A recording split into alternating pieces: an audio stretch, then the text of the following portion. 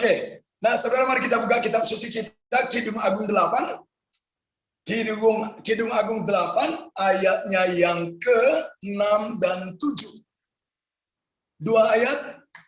Ya, saya mohon kasih karunia Tuhan supaya saya ditolong untuk menyampaikan dan juga menyampaikannya dengan waktu yang terbatas. Kadang-kadang seringkali saya kebablasan, saudara. Kapingkan tahu sekali itu. Nah, saudara, saya baca Kejadian 8 ayat 6 dan 7. Demikian firman Tuhan, "Taruhlah aku seperti materai pada hatimu, seperti materai pada lenganmu, karena cinta kuat seperti maut, kegairahan gigi seperti dunia orang mati. Nyalanya adalah nyala api, seperti nyala api Tuhan. Air yang banyak tak dapat memadamkan cinta. Sungai-sungai tak dapat menghanyutkannya.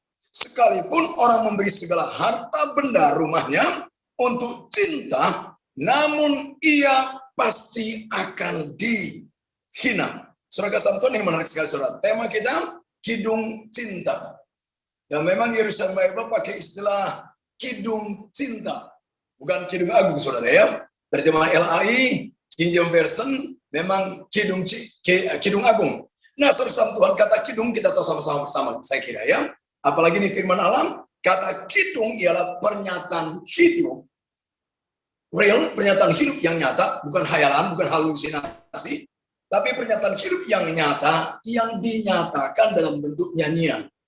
Jadi ketika kita bicara Kidung Cinta hari ini, itu pernyataan cintanya yang hidup, yang betul-betul hidupi. Jadi bukan hayalan. Kalau saudara baca mulai ayat 1, pasal 1 ayat 2, kata yang dipakai bahasa asli sesungguhnya. Ini benar-benar. Dan kalau saudara lihat pasal 8 ayat 6, kata yang dipakai juga kata karena, itu bukan kausalitas, tetapi sesungguhnya, penegasan saudara. Ini sesungguhnya, bukan hayalan, bukan halusinasi.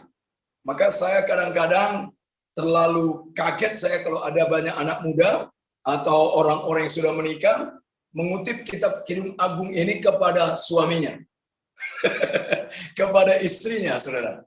Wah, kadang-kadang terlalu berani ya. Terlalu berani sekali, saudara. Tapi ini firman Allah, saudara. Nah, yang saya gambarkan agak cepat-cepat, pendahuluan cepat-cepat, saudara. Kalau saudara baca pasal 8 ini 14 ayat, saudara. Kalau saudara baca pasal 8 14 ayat, ini dominan memang pernyataan kidung cinta seorang mempelai perempuannya kepada mempelai laki-lakinya. Misalnya ayat 1 dan 2 saudara lihat, itu kidung cinta mempelai perempuan kepada mempelai prianya. Kalau saudara lihat ayat 3 dan 4, ini kidung yang mengalami cinta yang kuat. Dari sang pengantin pria, kidungnya disampaikan oleh siapa? Perempuan-perempuan Yerusalem. Kata dipakai kata jamak. Kata perempuan-perempuan di sana, mereka yang belum punya pengantin prianya. Tetapi juga saudara Samson, coba lihat lebih lanjut, ayat 5 bicara, kidung betul-betul orang-orang yang mengalami kasih yang besar, cinta yang kuat dari pengantin prianya, pengantin wanitanya tadi. Mereka akhirnya ada respon, saudara. Lebih lanjut, ayat 6 dan 7, itu yang kita akan expose, saudara, kita akan gali. Kidung cinta mempelai perempuan kepada mempelai laki-laki. Ayat 8 dan 9, ada respon kidung cinta laki-laki kepada perempuan, mempelai perempuannya. Ayat 10-11, kidung cinta lagi-lagi diulang, kidung cinta perempuan kepada mempelai laki-lakinya. Ayat 12 dia tegaskan laki-laki itu siapa? Kidung cinta mempelai perempuan kepada laki-laki itu yang namanya Salomo. Personifikasi yang digambarkan baik Amsal, baik kitab Kidung Agung, Salomo digambarkan adalah sang pengantin pria, namanya Kristus Tuhan. Saudara, nah sebetulnya ketika bicara mempelai wanita ini adalah jemaat Tuhan. Umat Tuhan sudah ditebus dengan darah yang mahal, yang sudah ditebus dengan darah yang begitu mulia. Dia bukan saja ditebus, dan dia nyatakan kehadirannya 24 jam tanpa terlewat 1 detik. Dan karena cintanya yang begitu agung, kalau saudara baca mulai 1, 2, 3, 4, pasal 1, pasal 2, pasal 3, pasal 4, dia begitu menikmati cinta dari mempelai pria.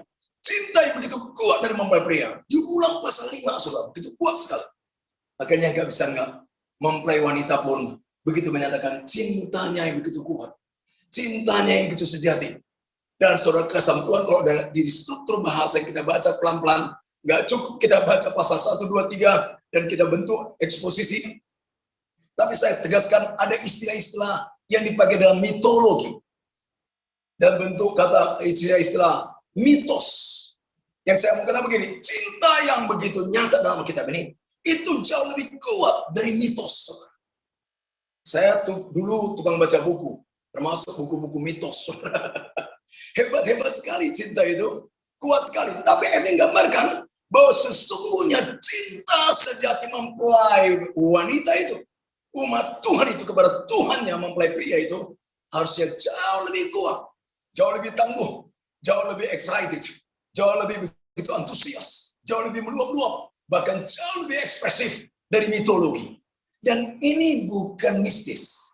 Tapi kalau saudara baca 6 dan 7, bahasa dipakai harafia, hurufia, bahasa dipakai bahasa yang natural sekali, alamiah sekali. Jadi sebetulnya cinta ini bisa dialami siapapun umat percaya. Asal saudara lihat pasal 1, 2, 3, 4, 5, 6, betul-betul saudara menyadari sepenuhnya, bukan sekedar secara intelektual, tapi kesan hati yang paling dalam, saudara begitu melekat dan menikmati cintanya, dan terus cintanya, dan terus cintanya. Akhirnya nggak bisa enggak, saudara. Saudara pun berkata, begitu kuat cinta saudara kepada Tuhan, kepada sang pengantin pria. Begitu sangat kuat, dan sungguh kuat. Saya boleh cerita sebentar, saudara ya.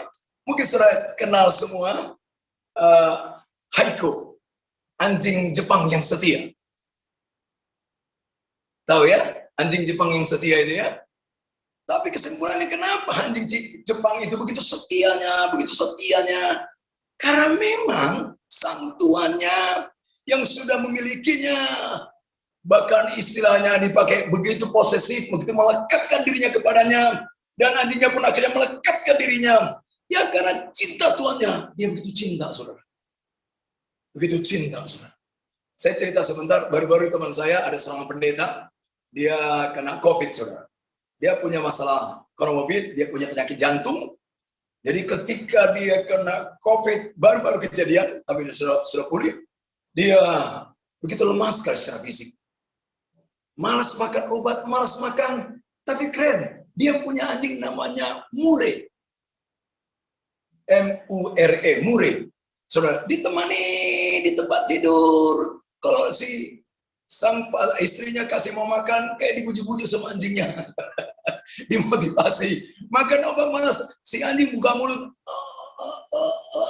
Terus gitu, saudara. Selama 16 hari, nggak pernah turun anjingnya, saudara, dari tempat tidur. Terus menemani. Bahkan nggak mau makan. Kalau makannya tidak dibawa juga, saudara, dari tempatnya. Terus sampai nangis itu pendeta. Betapa begitu sungguh cintaku kepada dia. Begitu kuat dan cinta anjingku kepadaku begitu kuat. Saudara, kesan Tuhan begitu setianya. Begitu tangguh.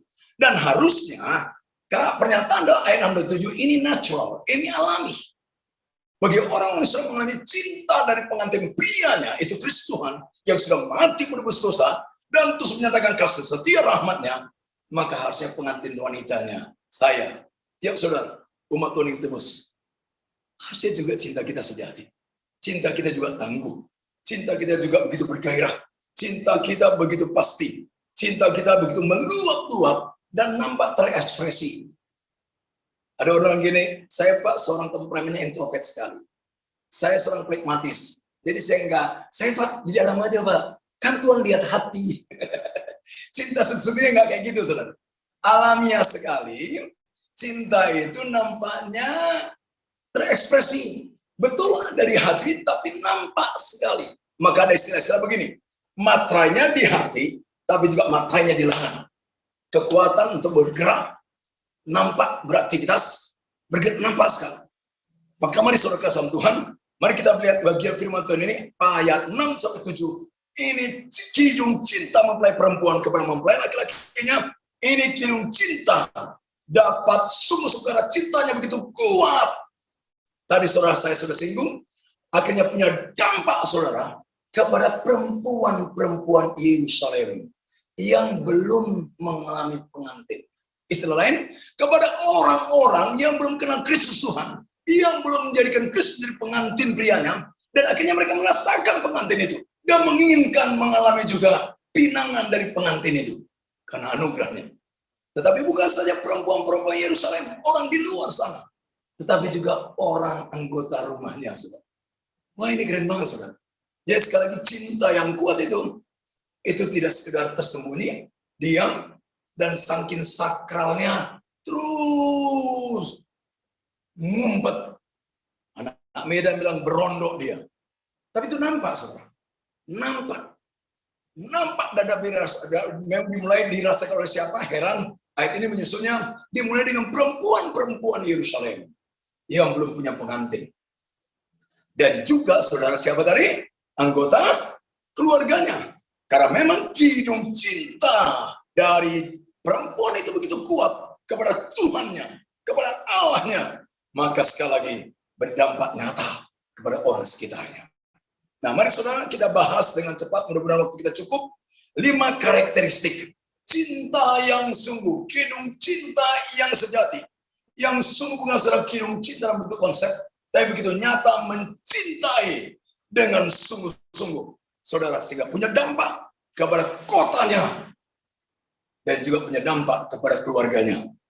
Yang pertama, cinta itu katanya digambarkan betul-betul. Ini 5 karakteristik. Cinta itu sungguh-sungguh cinta sejati, mencintai yang kuat, yang sejati itu. Cinta itu seperti materai.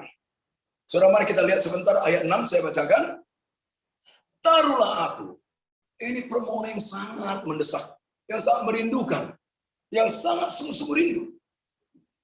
Seperti materai pada hatimu, seperti materai pada lenganmu. Itu yang pertama.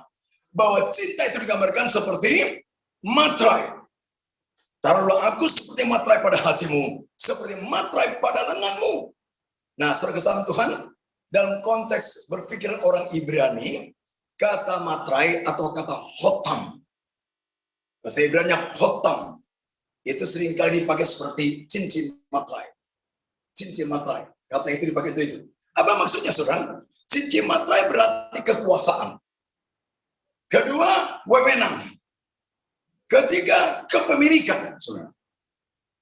Nah, saudara kesalahan Tuhan, itu kepemilikan. Jadi ketika dia bicara, taruhlah aku menjadi materai di hatimu, itu bicara posesif.